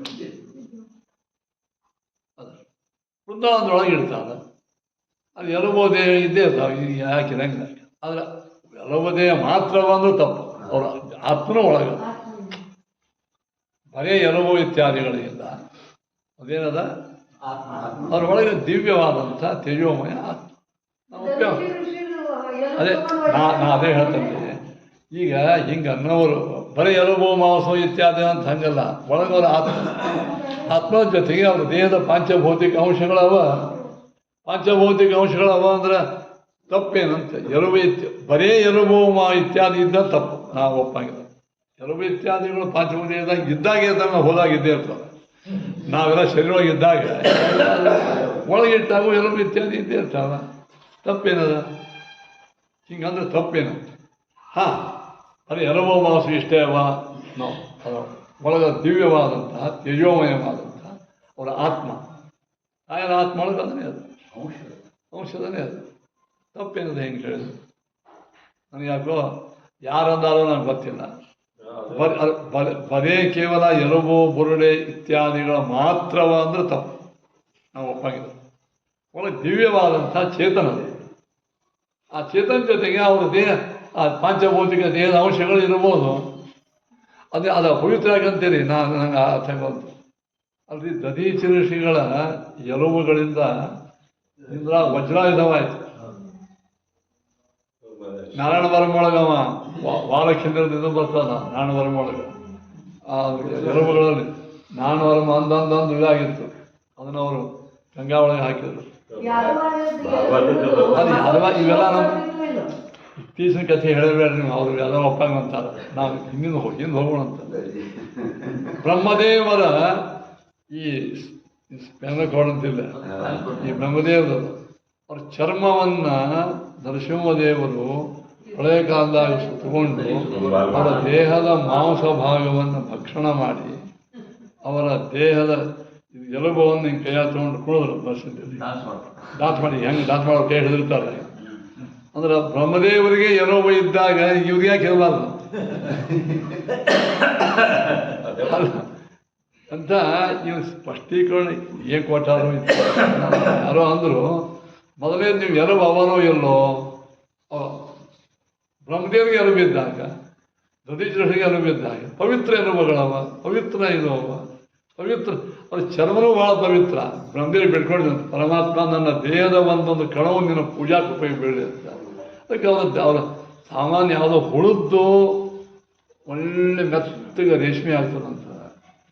ಬ್ರಹ್ಮದೇವ ಜಗತ್ ಸೃಷ್ಟಿ ಮಾಡೋರು ದೇಹದ ಚರ್ಮ ಎಷ್ಟು ಮೆತ್ತಗಿರ್ಲಿಕ್ಕಿಲ್ಲ, ಎಷ್ಟು ಚಂದ ಇರ್ಲಿಕ್ಕಿಲ್ಲ, ಎಷ್ಟು ಹೊಳಪಿರ್ಲಿಕ್ಕಿಲ್ಲ. ಯಾವುದೋ ಹುಳುದ್ದೇ ಎಷ್ಟು ಇದು ಇರ್ತದೆ, ಹೊಳಪ ಹೊಳಿತಿರ್ತಾರೆ. ಅದನ್ನು ನರಸಿಂಹದೇವ ತಲೆಗೆ ಸುತ್ತಕೊಂಡು ಆ ಚರ್ಮನೂ ಇತ್ತು ನೋಡಿ. ಬ್ರಹ್ಮದೇವರು ಪಳೆಯ ಕಾಲದಾಗ ಹೋದ್ಮೇಲೆ ಚರ್ಮನೂ ಇತ್ತು, ಅಸ್ಥಿನೂ ಇತ್ತು. ದೇವರಿಗೆ ಉಪಯೋಗ ಇರ್ತಾನಿಲ್ಲ. ರಾಯರು ವೃಂದಾವನೊಳಗೆ ಇದ್ದುಕೊಂಡಾಗ ಒಳ್ಳೆ ಮಹಾಚೇತನರಾಗಿ ಒಳಗಿದ್ದಾಗ ಅಲ್ಲಿ ಅದೂ ಇರ್ತದ. ಅದೇ ಇರ್ತದಂತ ಯಾರ ಅಂದರೂ ತಪ್ಪು. ಆತ್ಮ ಇಲ್ಲ, ಒಳಗೆ ಚೇತನ ಇಲ್ಲ, ಅದನ್ನು ನಾವು ಒಪ್ಪಂಗಿಲ್ಲ. ಚೇತನಂಕ ಅದನ್ನೇ ಅದ, ಜೊತೆಗೆ ಅವ್ರ ಪಾಂಚಭೌತಿಕ ದೇಹದಿದು ಅಂತ ಅಂದ್ರೆ ಏನು ತಪ್ಪಿಲ್ಲ. ಅಲ್ಲ, ಅದಕ್ಕೆ ಸ್ಪಷ್ಟೀಕರಣ ಅದು ಹೇಗೆ ಕೊಟ್ಟ ನಾನು ನೋಡಿಲ್ಲ. ಬಟ್ ಸ್ಪಷ್ಟೀಕರಣ ಹಿಂಗೆ ಅವ್ರು ಯಾರಂದಾರ ಮೊದಲು ನೋಡ್ಕೋಬೇಕು. ಅಂದವರು ಈ ಅಭಿಪ್ರಾಯ ನಂದಿರ್ತಾರೆ. ಇಲ್ಲಂದ್ರೆ ಬರೀ ಎಲುಬ ಇತ್ಯಾದಿ ಬರೀ ಅಂದ್ರೆ ಅದು ಯಾವುದೋ ಗೋರಿಗೆ ಅದಕ್ಕೆ ವ್ಯತ್ಯಾಸ ಇಲ್ಲ. ಹಂಗೆ ಅಂದಿರ್ಲಿಕ್ಕಿಲ್ಲ ಅವರು. ಅದನ್ನು ನಾವು ಕೇಳೇ ಇಲ್ಲ ಸರ್. ಇದು ಸುಮ್ಮನೆ ಸ್ಪಷ್ಟೀಕರಣ ಭಾಳ ಎಲ್ಲ ಕಡೆ ಕೊಡ್ಲಿಕ್ಕೆ ಒಂದು ಅಪಪ್ರಚಾರ ಇದ್ರೂ ಇರ್ಬೋದು. ಅಲ್ಲ, ಸ್ಪಷ್ಟೀಕರಣ ಅಂದ್ರೆ ಹಿಂಗದ. ಅವ್ರಿಗೆ ಏನಾಗ್ತದೆ, ಇವು ಶಾಸ್ತ್ರ ಪಾಠ ಪ್ರವಚನದ ಸ್ಪಷ್ಟೀಕರಣ ಯಾಕೆಂದ್ರೆ ಅದು ಮಾಡಂಗೇ ಇಲ್ಲ. ಸ್ವಲ್ಪ ಮಾಡ್ತಾರೆ, ಅಭಿರುಚಿ ಇಲ್ಲ ಅದ್ರ ಬಗ್ಗೆ. ಇಂಥವೆಲ್ಲ ಗಲ್ಲ ಮಾಡ್ಬೋದು. ಹೌದೌದು, ಸ್ಪಷ್ಟೀಕರಣ ಕೊಟ್ಟದ್ದು ತಪ್ಪಲ್ಲ. ಯಾಕಂದ್ರೆ ಕೆಲವು ಮಂದಿ ಹಿಂಗೂ ಇರ್ತದೆ ಏನೋ ಇವು ನಿಮ್ಮಂಥ ಬರೇ ಮೂಳೆಗಳು ಚೇತನ ದೇವಸ್ವಭಾವ ಇದ್ದ ವೃಂದಾವನ ಇದ್ದೇ ಇದ್ದಾರನ್ನ ಬರೀ ಎರವ ಅಂತ ಅರ್ಥ ಅವು ಅಂದ್ರೆ ನಿಮ್ಗೆ ಈ ಕೆಟ್ಟ ಕೆಲಸ ಅಂದ್ರೆ ನೀವೇ ಕೂತ್ಕೊಂಡು ರಾಯರ ಎರವು ಇತ್ಯಾದಿ ಅಷ್ಟ ಪವಿತ್ರ ಅಂತ ಅನ್ನಂಗೆ ಆಗ್ತದೆ. ಹಂಗಂದ್ರೆ ಇಲ್ಲ, ದೇಹದ ಒಂದೊಂದು ಕಣಗಳು ಮಹಾಪವಿತ್ರವೇ. ಪಂಚಭೌತಿಕ ದೇಹ ಅಂದ್ರೆ ಚರ್ಮ ಮಾಂಸ ಮೇಧೋ ಮಜ್ಜ ಅಸ್ಥಿನಿ ಇಲ್ಲ. ಆದ್ದರಿಂದ ಇವು ಯಾವ ವಾದಗಳಿಗೆ ನೀವು ಸಾಧಕರಾದವರು ಬಹಳ ಕಿವಿಗೊಡದೆ. ವಿಶೇಷವಾಗಿ ಭಾವಿ ಸಮೀರವಾದಿಗಳು ನಾವು ಯಾರನ್ನೂ ದ್ವೇಷ ಮಾಡಂಗಿಲ್ಲ, ಯಾರನ್ನೂ ಖಂಡನ ಮಾಡಂಗಿಲ್ಲ. ಅದನ್ನು ನಮ್ಮ ಪಾಡಿ ಕೂತವ್ರು ಹೇಳಿಕ್ ಬಂದ್ರೆ ನಾವಿಲ್ಲ. ನೀವು ಮಾಡೋದು ಭಾಳ ತಪ್ಪು ಎಂಬುವಂಥದ್ದು ಅದೇನು ವಾಕ್ಯಾರ್ಥ ಅಲ್ಲ. ವಾಕ್ಯಾರ್ಥಕ್ಕೆ ಅವಕಾಶ ಇಲ್ಲ. ಬರೀ ಆ ಪುಸ್ತಕ ಬರೆಯೋದು ನಾವು ಬರೆಯೋದು ನೀ ಕಡೆಗೆ ನಿರ್ಣಯ ಆಗೋದು ಹೇಳ್ತ ನಿಮ್ದು ನೀವು ನಾವು ಆಗ್ತದೆ ಏನೋ ಉಪಯೋಗ. ನಮ್ಮ ದೇವತಾ ಸ್ವರೂಪ ನಿರ್ಣಯ ಮಾಡುವ ಅಧಿಕಾರ ಶ್ರೀಮದ್ ಆಚಾರ್ಯ ಒಬ್ಬರಿಗೆ ಹೊರಮಾಡಿ ತಾತ್ಪರ್ಯ. ಮುಂದೆ ಬರ್ತಕ್ಕಂಥ ಯಾವ ಸ್ವಾಮಿಗಳ ಯಾವುದೇ ಸ್ವರೂಪ ನಿರ್ಣಯಗಳೇನವಲ್ಲ ಅವರವರ ಪರಂಪರಾ ಒಳಗೆ ಭಾವನೆಯಿಂದ ಮಾಡ್ಕೊಂಡಾದ ಮಾಡಲಿ, ಅದಕ್ಕೂ ನಮ್ಮ ತಕರಾರು. ನೀವ್ಯಾಗ ಅದನ್ನು ಒಪ್ಪಂಗಿಲ್ಲ ಅಂತ ಅನ್ಬೇಡ. ನಮ್ಮ ಸಂಪ್ರದಾಯ ನಾವು ಮಾಡ್ತೀವಿ. ನಮ್ಮ ಸಂಪ್ರದಾಯ ಯಾವ ಇಲ್ಲ ನಾವು ಮಾಡಂಗಿಲ್ಲ. ಇದರರ್ಥ ನಾವು ಅದನ್ನು ನೀವು ಮಾಡೋದು ತಪ್ಪು ಅಂತ ನಾವ್ಯಾಕೆ ಹೇಳ. ನಮಗೆ ನೀವು ಒಪ್ಪಿಸೋದು ಕೂತ್ರ ನಿಮ್ಮ ಬಂದರೂ ಒಪ್ಪ ನಾವು ನಿಮ್ಮ ಪಾಠ ನೀವೇ ಮಾಡ್ತೀರಿ ಮಾಡಿ ನಿಮ್ಗೆ ಭಯಂಕರ ಅನ್ನಂಗೆ. ಇನ್ನು ಪುಸ್ತಕ ಬರಲಿಕ್ಕೆ ಪುಸ್ತಕ ನಾವು ಬರೀಬೇಕಾಗಿ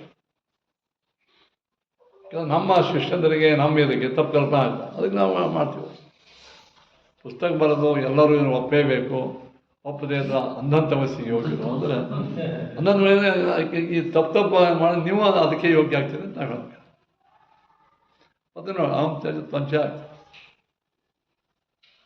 ಅದಕ್ಕೆ ನಮ್ಮಲ್ಲಿ ದಾಸರು ಮಹಾನುಭಾವರು ಅವ್ರಿಗೆ ಕಂಡದ ಆ ಪ್ರಕಾರ ಮಾಡ್ಯಾರ ದಾಸರು. ಯಾವುದೇ ಬಂದ ಮುಗಿತೆ ಮುಗಿಸೇ ಬಿಡ್ತೀವಿ. ತತ್ವ ಪೂರ್ವತನ ಶ್ರೇಯ ಏಭ್ಯಶ್ಚ ಭಗವಾನ್ ವಿಷ್ಣು ತದಧೀನ ಇಮೇ ಸದಾ. ಅವರೆಲ್ಲರೂ ಭಗವಂತನ ಅಧೀನ. ಜನ್ಮಸ್ಥಿತಿ ಲಯಾಜ್ಞಾನ ನೋಡಿ, ಸೃಷ್ಟಿ ಸ್ಥಿತಿ ಸಂಹಾರ ನೇಮನ ಜ್ಞಾನ ಅಜ್ಞಾನ ಬಂಧ ಮೋಕ್ಷ ಎಲ್ಲ ಇದೆ. ಜನ್ಮಸ್ಥಿತಿ ಲಯಾಜ್ಞಾನ ನಿಯತಿ ಜ್ಞಾನ ಸಂಸ್ಕೃತಿ ಮೋಕ್ಷಶ್ಚ ತದಧೀನತ್ವಂ ಏತೇಷಾಂ ನೈವ ಮೋಕ್ಷ ಇದೆಲ್ಲವೂ ಏತೇಷಾಂ ಸಂಸ್ಕೃತಿ ಮೋಕ್ಷಶ್ಚ ಇದೆಲ್ಲವೂ ಭಗವಂತನ ಅಧೀನ. ಏನು ಇದು ಎಂದೆಂದೂ ದೇವರ ಅಧೀನತ್ವದಿಂದ ಇದು ಬೇರ್ಪಡಿಸ್ಲಿಕ್ಕೆ ಬರಂಗಿಲ್ಲ. ಎಲ್ಲವೂ ಯಾವಾಗಲೂ ಭಗವಂತನ ಅಧೀನೇ. ಮೋಕ್ಷವೂ ಭಗವಂತನ ಅಧೀನ. ಏತೇಷಾಂ ನೈವ ಹೀಯತೆ. ಅಧೀನತ್ವ ಎಂದೆಂದು ಈ ಬ್ರಹ್ಮಾದಿಗಳು ಭಗವಂತನ ಅಧೀನರಾಗಿದ್ದಾರೆ ಎಂಬುದು ಎಂದೂ ನಾಶ ಆಗಂಗಿಲ್ಲ. ಅವಾಗ ಇರೋದೇ ಅದು. ಮುಕ್ತಾವಪಿ ಸ ಏವ ಏಕ. ನೋಡ್ರಿ, ಮೋಕ್ಷೊಳಗೆ ಸಹ ಏವ ಏಕಃ. ಆ ಪರಮಾತ್ಮ ಒಬ್ಬೇ ಸ್ವತಂತ್ರ ಪೂರ್ಣ ಸದ್ಗುಣ ಇತಿ ಶ್ರುತಿ ಉಪಪತ್ತಿಭ್ಯಾಂ. ಈಗ ಶ್ರುತಿ ಮತ್ತು ಯುಕ್ತಿಗಳಿಂದ ಅಸ್ಮಿನ್ ಪಾದೇ ಪ್ರಭುಣ ಉದಿತಂ. ಈ ಪಾದದಲ್ಲಿ ವೇದವ್ಯಾಸದಿಂದ ಹೇಳಲ್ಪಟ್ಟಿದೆ ಅಂತ ಹೇಳ್ತಾ ಇಲ್ಲಿಗೆ ಜ್ಞಾನತೀರ್ಥ ಭಗವತ್ಪಾದಾಚಾರ್ಯ ವಿರಚಿತೆ ಬ್ರಹ್ಮಸೂತ್ರ ಅನುವ್ಯಾಖ್ಯಾನೆ ದ್ವಿತೀಯಾಧ್ಯಾಯ ಕೃಷ್ಣಾರ್ಪಣಮಸ್ತು.